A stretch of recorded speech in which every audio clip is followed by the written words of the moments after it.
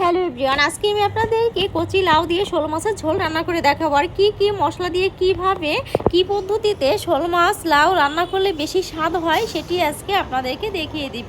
তো প্রথমে আমি শোল মাছটি কেটে ধুয়ে ভালো করে লবণ হলুদ মাখিয়ে রেখেছিলাম। এবার কড়াইয়ে সয়াবিন তেল দিয়ে এই শোল মাছের টুকরোগুলো আমি কিন্তু ভেজে নিব। তো এরপর যে দেখতে পাচ্ছেন আমি কীভাবে শোল মাছটি ভালো করে নেড়ে চেড়ে উল্টি পাল্টি কিন্তু ভেজে নিচ্ছি। বেশি কড়া করে ভাজা যাবে না, জাস্ট হালকা করে ভাজা হয়ে গেলে নামিয়ে নিব। তো দেখতেই পাচ্ছেন হালকা করে ভাজা হয়ে গেছে। এখন নামিয়ে নিয়ে কড়াইয়ে দিয়ে দেবো কিছুটা সয়াবিন তেল, দিয়ে দেবো কিছুটা কুচি করে রাখা রসুন, আর দিয়ে দেবো কিছুটা পেঁয়াজ কুচি দিয়ে এবার পেঁয়াজ আর রসুন সয়াবিন তেলের ভিতরে ভালো করে কিন্তু আমি ভেজে নিব। যখন আমার পেঁয়াজ ও রসুনটা লাল লাল করে ভাজা হয়ে যাবে তখন আমি 1 চামচ পরিমাণ গোটা জিরা দিয়ে দিব।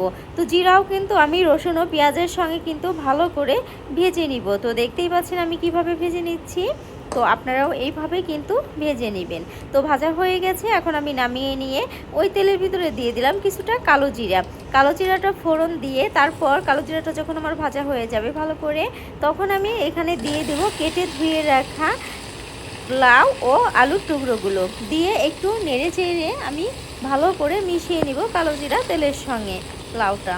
তো দেখতে পাচ্ছেন আপনারা এইভাবে কিন্তু আমার মতোই রান্নাটা করে নেবেন।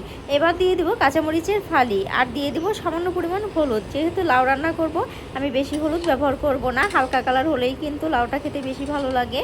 আর দিয়ে দেবো স্বাদের জন্য একটু লবণ দিয়ে ভালো করে আমি নেড়ে চেড়ে লাউটা একটু তেলের সঙ্গে কষিয়ে নিব। এবার ঢাকনা দিয়ে কিন্তু আমি ঢেকে ভালো করে কষিয়ে নিব।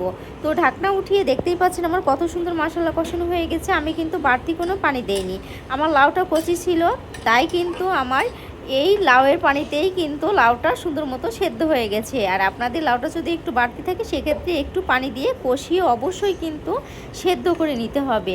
তো এই পর্যায়ে আমি ঝোলের পানি দিয়ে দিলাম, এই পরিমাণ মতো ঝোলের পানি দিয়ে আগে থেকে ভেজে রাখা শোল মাছের টুকরোগুলো আমি ঝোলের উপরে দিয়ে দিব।